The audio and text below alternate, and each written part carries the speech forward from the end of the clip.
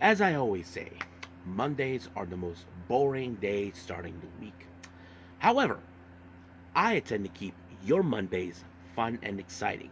So today we're going to be doing two reviews. We have ChocoPro with their much recent show that took place back on the 26th of October, number 403, featuring, of course, a six-man tag match, a singles match, and a tag match.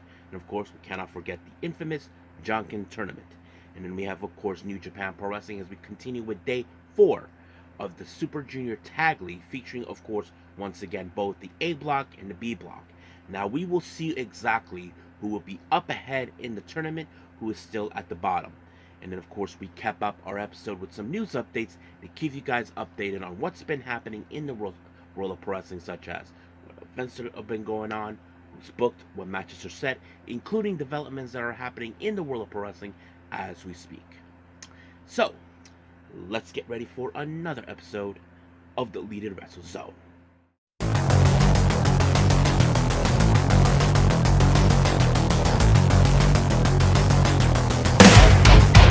Are you ready? Get up, get up! Get up, get up! Get up, get up! Get up, get up! Get up, get up! Get up, get up! Hey everyone, welcome to Deleted Wrestle Zone, all things that is pro wrestling with AEW, NXT, New Japan Pro Wrestling, TNA, the National Wrestling Alliance, various promotions, wrestlers, matches, and championships. I am your host, J-Rod here. So, if you are new to the channel, welcome. This is a channel where we do a lot of pro wrestling reviews from various promotions, not only here in the United States, but also in Japan, Mexico, Canada, Europe, the UK, anywhere in the world where pro wrestling is not as big, but it continues to grow. We also, of course, do discussion videos, talk about various topics such as the wrestlers themselves, the promotions, factions, storylines, whatever we want to talk about. We also, of course, do more news updates. If certain information was unable to be on this episode, I can either put it on the next episode or on a separate video by itself. We also, of course, do real-time news updates to keep you guys on alert if something has happened in the world of pro wrestling that needs to be addressed ASAP. We also, of course, got the Unagi Sayaka Watch and various other cool wrestling content as well. So if you like what you see, please subscribe to us or click on that subscribe button. You'll be getting a lot of daily reviews and other cool wrestling content as well. But if you like this episode, please give us a like on the like button or a nice comment in the description down below. Now, all introductions set aside, it's time to ride up to the sunset. So let's begin with our very first review, and this is ChocoPro.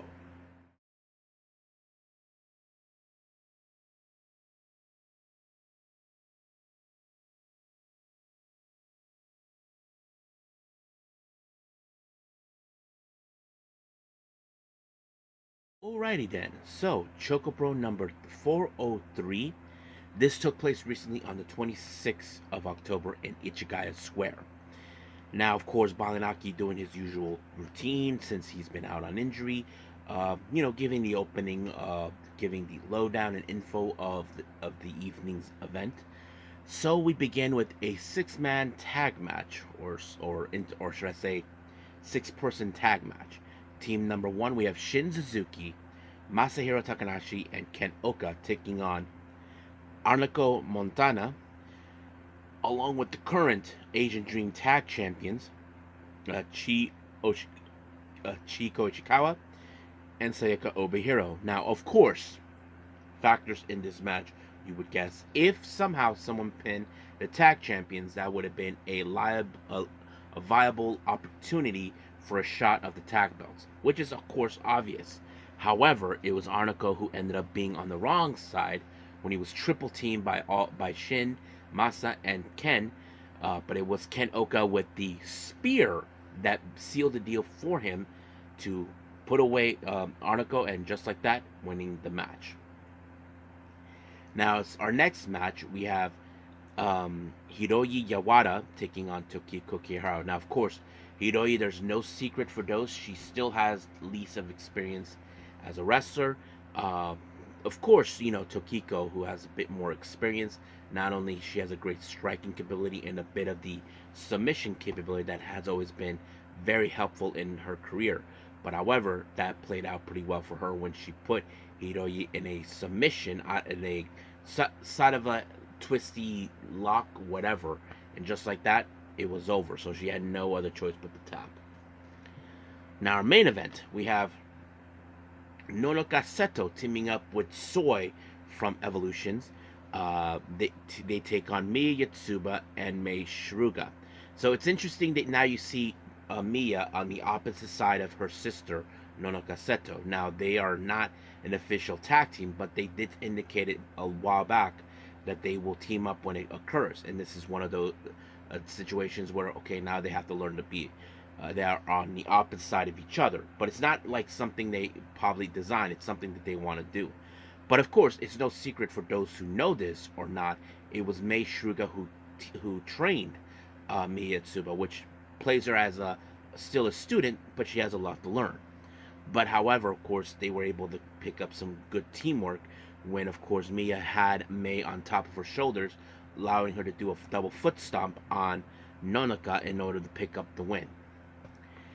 Now, for a Jonkin tournament, this one was a very difficult one for me, but I was surprised because the winner of this one is Soy from Evolutions. Now, I wasn't too sure if this is Soy's first time ever winning because she has made appearances in ChocoPro, but she did it, and the runner-up was none other than her tag partner Nonoka. So basically, that's pretty much it. But however, interesting news has developed that Miya Tsuba will be challenging Mei Shruga for the Asian Dream, the Super Asia Championship, a title that we have waited for Miya to obtain to challenge for when Emi Sakura was still champion, but due to Miya was injured last time, it kind of been postponed, and now she gets a shot. So basically, she'll face off against her own teacher. So we will see where that leads us from there. Now, for now, I think we are done with ChocoPro. Let's move on with New Japan Pro Wrestling.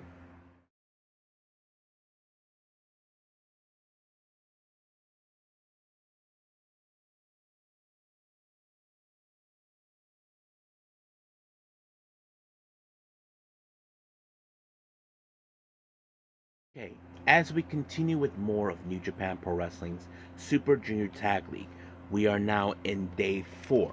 Now, as I said before, we are focusing on both blocks, the A and the B block. Now, there'll be certain times we will focus only on the A block or the B block by itself. But that's not today. That's not those days, so this is today, both blocks. Now, our first block we have is from the B. We have Velocities versus Catch 2-2. Now, what's interesting about this match, you got to remember, Catch 2-2 were last year's winners of the Super Junior Tag League and former tag champions. Velocities, as you know, were unable to obtain a win since the start of the tournament. But, the old saying goes, it's either beginner's luck or first time for everyone. So Velocity pick up their first 2 wins, all thanks to Perez da Silva when he applied a shooting star DDT on Akira. So it's like whammo, just like that. But however, of course, the points, 2 points for Velocities, 2 points for, of course, Catch 2-2. Now let's jump into the A block. We have Tigre Suicida and Captain it's Tigre Suicida, which consisted of Captain Suicida and Tiger Mask. They face against the Bullet Club War Dogs, or shall we call them the Big Crybabies, Drilla Maloney and Clark Connors. But of course, being the War Dogs that they are, they like to dismantle everybody. It was in fact Drilla Maloney with the Drilla Killer onto Suicida to pick up the win, giving their team their next 2 points, leaving them now undefeated with 6 points, leaving Tigre Suicida with 0 points. So they are currently now at the bottom. Now jumping back to the B block, we have DKC and Ninja Mac taking on our current tag IWGP Junior Heavyweight Tag Champions, Jet Setters. So nothing too significant of this match, but of course, if DKC and Ninja Mac, of course, win this match, there's no there's probably the possibility they could challenge for these tag belts. But however, that wasn't the case. It was Kevin Knight that picked up the win when he pinned DKC, and just like that, the rest is history.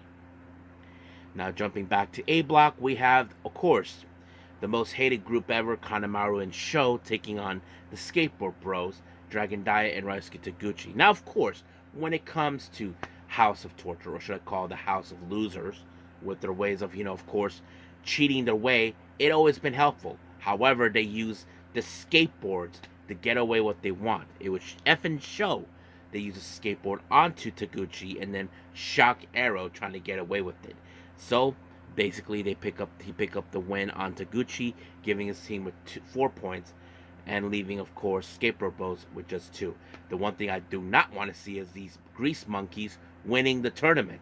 So that's something I will not see, and I don't think many people want to see that. So they're probably hoping for whoever beats them, make sure they don't win it. Now back to the B block. We have, of course, Bullet Club, Robbie X, and Taiji Shimura taking on Roppongi Revice. So basically, this was a pretty good match. Nothing too significant. But I have to say, Robbie X and Taiji Shimura has picked up great chemistry, teaming up very well. But of course, we do know, of course, Yo and Rocky, they know how exactly what to do. But unfortunately, it was Taiji Shimura with a 450 splash that defeated Rocky, and just like that, getting them themselves with 2 points, leaving, of course, a total of 4 points. But as for Roppongi Vice, they're still at 4. Now, our main event, we have TMDK, Kosa Fujita, and Robbie Eagles, along with Zack Sabre Jr., our current IWGP World Heavyweight Champion. They take on the LIJs, Bushi and Hiromu Takahashi. Now, it's no secret that Robbie has dealt with, of course, Hiromu in the past, but it was Kosa Fujita, as you know, learned a lot from Zack Sabre Jr.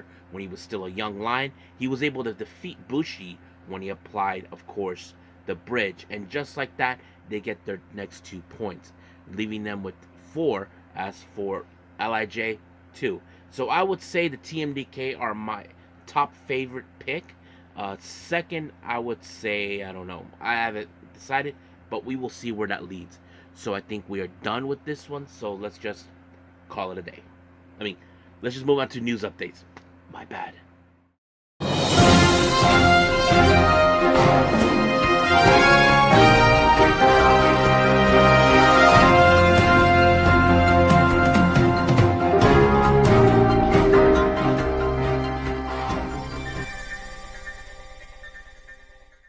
Okay, so welcome to our news update. So let's begin with upcoming events with the promotions, starting with GCW.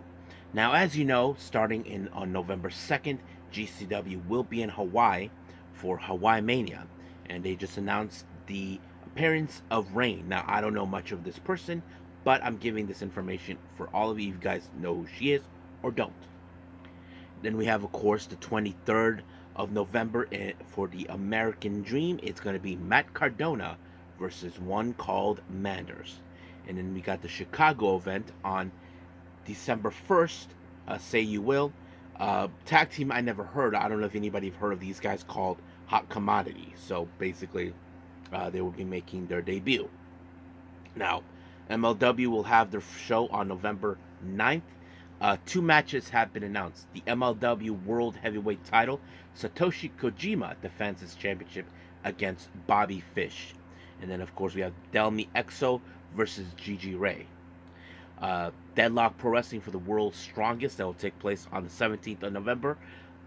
Andrew Everett and BK Westbrook will challenge one called Manders and Thomas Shire. I don't know who that is.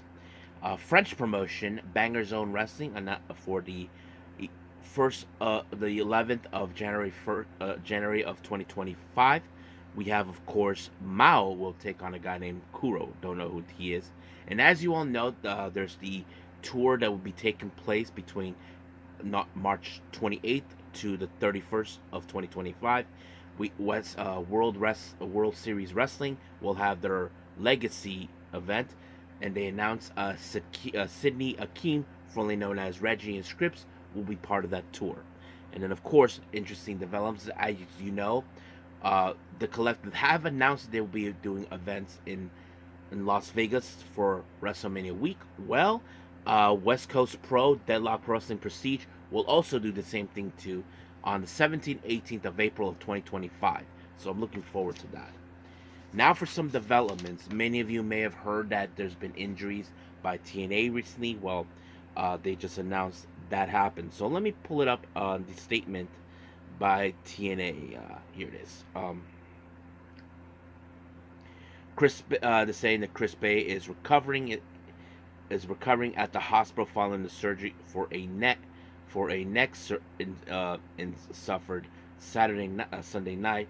He had an MRI produced on Monday. He had resting in his hospital room Monday night, joking, talking about Bound for Glory in good spirits. Chris will be in Detroit for a few days, and family members have joined him, along with TNA management, wrestlers who are staying in Detroit. Chris is under a professional care and supervision, and the local medical staff has been in contact with his personal doctor. So that's good. So he's doing okay, but he will be out for a while. However, he wasn't the only one who got injured. So is Hijo de Vikingo. This is the statement on their part on that. Vikingo returned to Detroit Hotel Sunday after being treated in the hospital for a right knee injury. He is on crutches wearing a leg brace. Vikingo flew home to Mexico on Monday, where he will be examined and treated by a specialist. TNA Wrestling thanks everyone for their continued thoughts and prayers. We will update when additional updates are known. Please respect of the privacy of Chris Bay and Vikingo and their families during this difficult time. So it's good that everything is going well for them, that they're being checked out, so we don't need to worry. Now, another interesting development is coming.